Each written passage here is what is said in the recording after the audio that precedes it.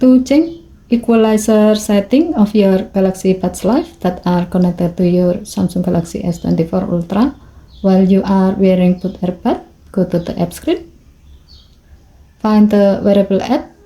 To find the app quickly, tap the search bar at the top of the screen. Type the app name and then tap the app to open it. If this app doesn't display your Galaxy Buds Live, tap the three horizontal line icon and then select your Galaxy Buds Live.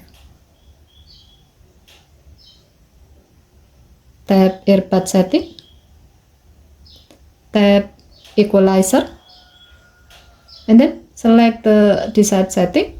There are some options available: normal, bass bus, soft, dynamic, clear, and treble bass. As the example, you can set the equalizer to dynamic when the audio signal is variable or requires real-time adjustment to maintain balance and clarity, such as when you watch movies or listen to a podcast or voice recording. Okay, thank you for watching. Please help to like and subscribe. Have a nice day.